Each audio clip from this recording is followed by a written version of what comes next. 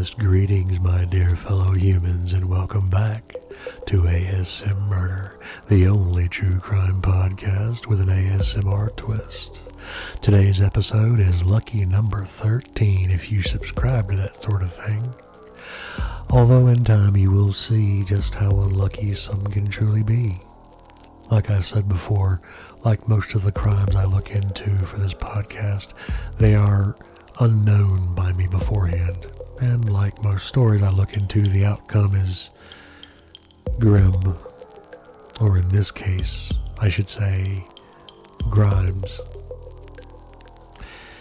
This crime happened in Illinois back in 1956, and it became one of the most investigated disappearances in the history of Chicago. Two sweet and young girls, Barbara and Patricia Grimes, who were devoted Elvis Presley fans and religiously watched his movies and listened to his music. They were two little fangirls, in other words. And one night, a special night, the Grimes sisters disappeared. Imagine it as a young girl in 1956. Hey, all you out there in Radio Land, it's me, the Gru, coming at you large and in charge. Hang on tight because we got some music for your ears. Here's Mr. Elvis Presley with Heartbreak Hotel. And that famous beat starts off and you lose your mind. Elvis even tried to convince the girls to return home. That's how widespread this case was back then. Content warning. Today's episode contains graphic content not suitable for some audiences, which include mentions of sexual abuse, descriptions of violence, and the state of two children's dead bodies. Listener discretion is therefore advised. It was a cold Friday night on December 28th, 1956. A special night when two young girls went to watch a film on their own. They were inseparable sisters and responsible students. Barbara was 15 years old, while Patricia was about 3 years younger. They were two of 7 siblings born to Joseph and Loretta Grimes. Apparently, Joe and Loretta liked to get down. Anyway, wherever Barbara went, Patricia followed, and so they went to a movie theater in Brighton Park, only to disappear without leaving any trace behind. They were going to see one of Elvis Presley's films, Love Me Tender. As I've mentioned before, they were two devoted fans. It was the 11th and unfortunately last time that the girls would see this particular film. They had left their home by 7:30 p.m., having promised their mother that they would return before midnight, but they never returned home. Even though the Brighton Theater was about 1.5 miles from the sisters' home in McKinley Park, they never made it. Barbara and Patricia had about $2.50 in their pockets and 50 cents saved just in case they wanted to see the second screening of Presley's film. They were familiar enough with how to get to the theater that their parents didn't feel like they needed to accompany them anymore, so they went alone. Like I said, it was a special night. As the siblings decided to stay for the second screening of the film, something that their family had predicted, they were supposed to get home by 11:45 p.m. And well, Loretta, their mom, started to grow anxious when her daughters didn't return by midnight. So she sent their older sister, Teresa, 17, and brother Joey, 14, to pick them up from the bus stop. Yet they saw 3 buses pass by and not one dropped off their sisters. After contacting all of the girls' friends in case they had gone with any of them, their mom filed a missing persons report on her daughters with the Chicago Police Departments at 2:15 a.m. on December 29th. It was a sour thing to happen to anybody, but it hit harder as Christmas had just gone by. After police started their investigation, one of Patricia's school friends, Dorothy Weinert, told them that she had sat alongside her little sister right behind the Grimes sisters. They left the theater before the second screening of the film started at about 9:30 p.m. The missing sisters had been queuing to buy popcorn when Dorothy left. They were in good spirits and everything seemed fine, so she didn't think anything strange would happen to them. The Weinert sisters were the last people to see both Grimes sisters before they went missing, possibly feeling some sort of guilt after everything happened. This soon became one of the largest missing persons cases in Cook County. Police began searching all around the city with extreme speed, and many people were assigned full time to this case. They were assigned by colleagues from surrounding places, and a task force was formed with the sole purpose of finding the girls, with the ground search starting the same day they went missing by hundreds of volunteers. It was intense, to say the least. Door-to-door interviews, canal and river dredges, over 15,000 flyers, multiple media reports, and a reward of $1,000 resulted in about 300,000 people being questioned and investigated, with over 2,000 people being interrogated because of potential culpability. There had been many, many reported sightings, but not even a single one was confirmed by the authorities, so they had to take the information with a grain of salt. Even after extreme efforts and supposed sightings of the girls, there was barely any solid evidence and clues. Though one thing was certain, many teenagers who had been at the Brighton Theater the day the sisters went missing said that they had seen Barbara and Patricia speaking with a young man who looked like Elvis Presley. They even entered his car, describing it as a Mercury model by many eyewitnesses. Long before the authorities started to investigate seriously, many investigators assumed that the sisters had either run away or were staying with boyfriends, not much caring about their parents' protests. It would seem like this is something that hasn't changed much in modern day.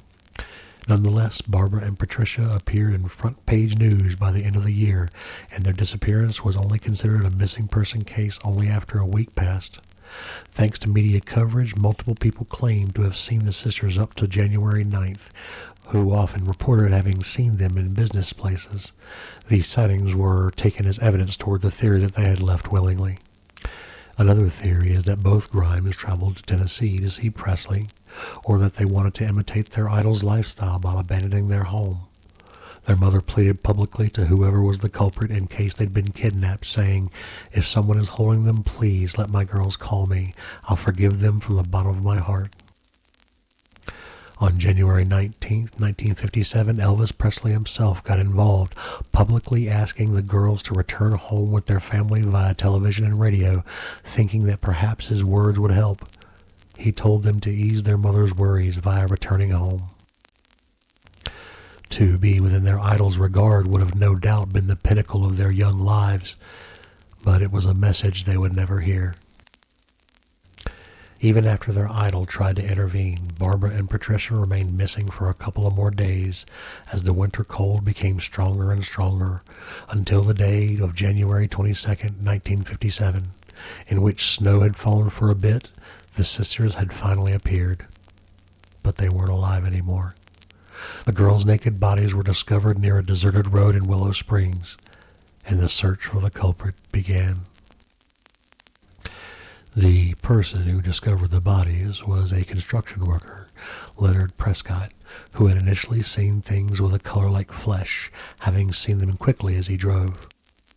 They were behind a guardrail on a county road called German Church Road, about 200 feet east of the county line road in unincorporated Willow Springs.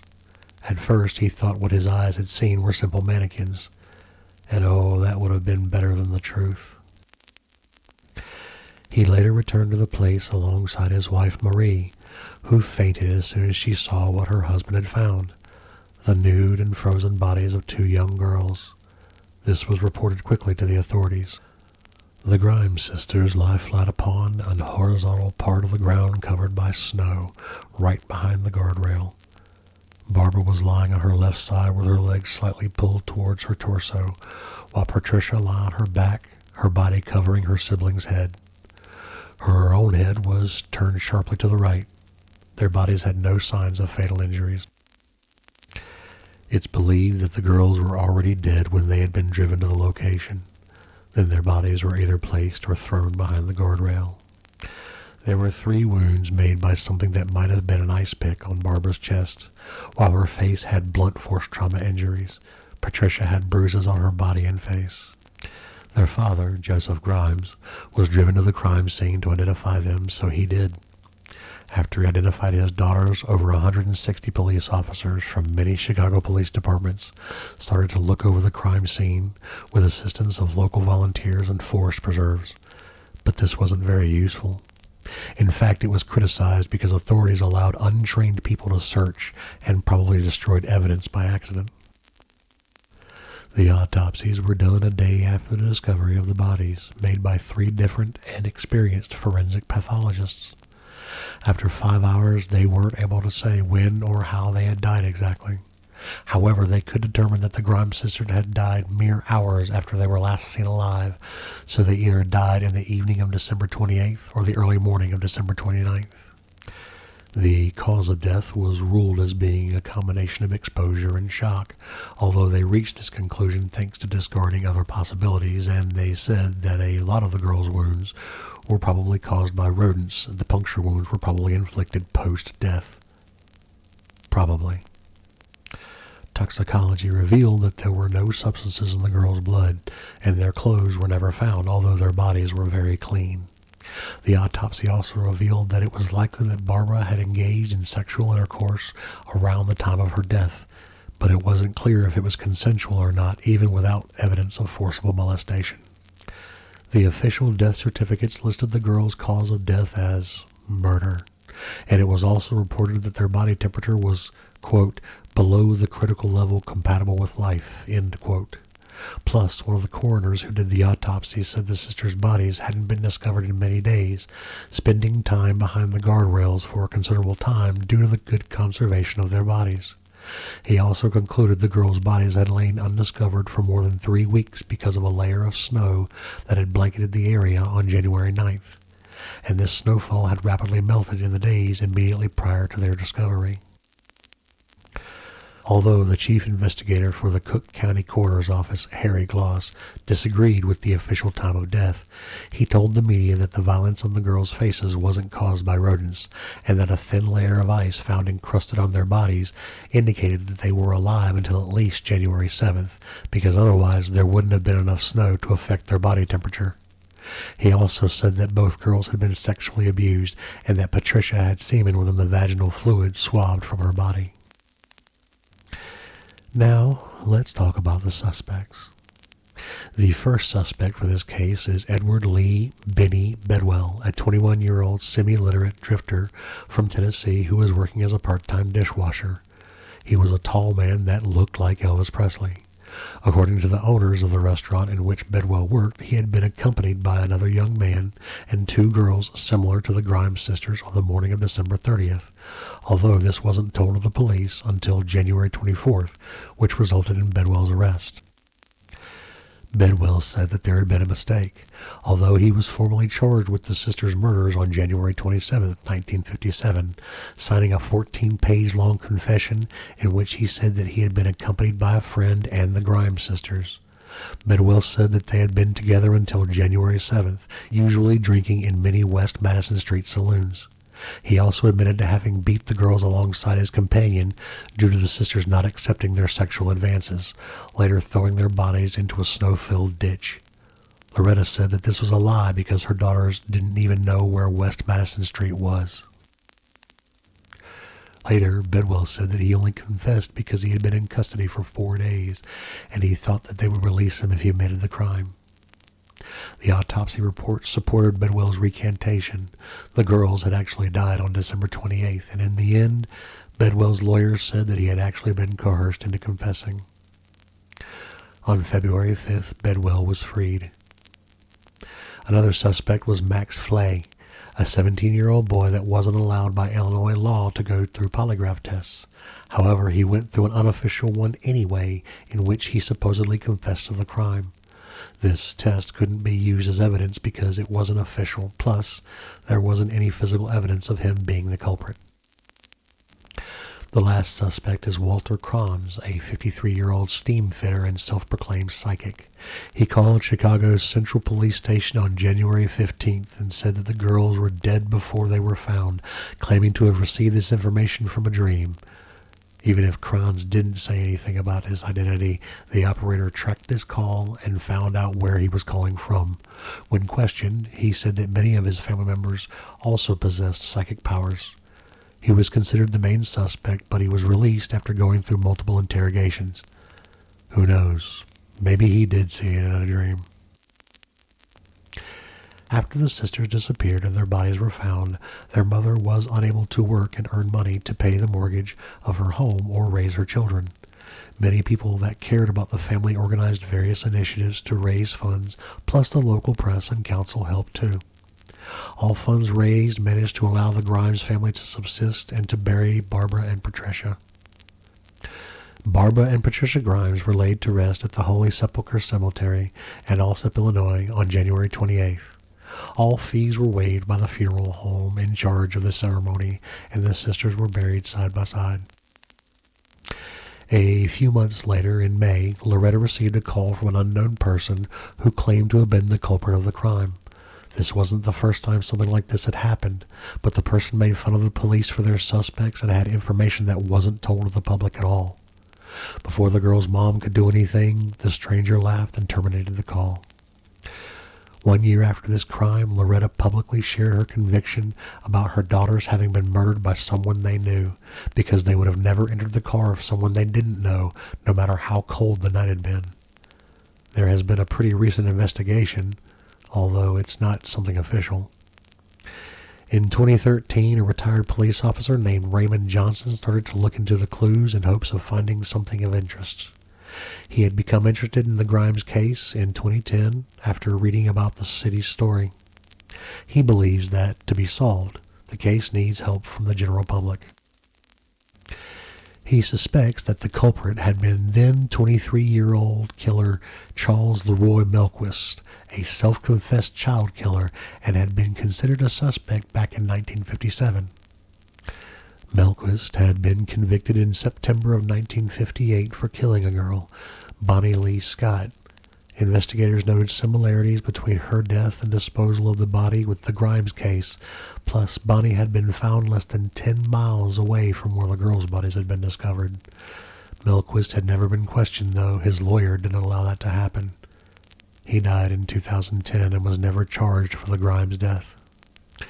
The day after Bonnie's body was found, Loretta Grimes received another phone call from someone who had claimed to be the killer of her daughters back in May of 1957. Saying that he had committed another crime. Loretta claimed that this was the same person until the day of her death, saying that it was the same voice from the first phone call. This case remains open even though there hasn't been any suspects around. It's a case as cold as the days the sisters disappeared. The girl's younger brother James feels hopeful as the public became interested in this crime again in 2013, saying that he had always assumed that the case would never be solved. Perhaps what James thinks is true. When we think everything's over, we have to be hopeful for solutions, no matter how hard having hope can be at times. There again, sometimes it's best to let things go, for the sake of peace. Well, my fellow humans, we have come to the end of yet another episode, and it is here that I must part ways with you. No, hush. As the great Willy Wonka once said, for some moments in life, there are no words. As usual, I just want to say that it was a privilege and a pleasure to spend my time here with you today. My day is made brighter because you were in it. That was episode Lucky 13 of ASMuRder. If you want to catch up on any episodes you missed, or if you just want to hear more of me in general, you can go to my website at murderpod.net. That's MURDERPOD.net. You can find my podcasts on Spotify, iTunes, Google Podcasts, and Stitcher. I will leave a link in the description. If you enjoyed what you heard, I'd love to hear your thoughts. Also, a good review and maybe a few stars here and there might certainly help. If not, I'm just glad you're here. I'm also working on getting these episodes on YouTube in case that's how you get your podcast fixed. Until next time, please be kind to yourselves, be good to each other. Take care.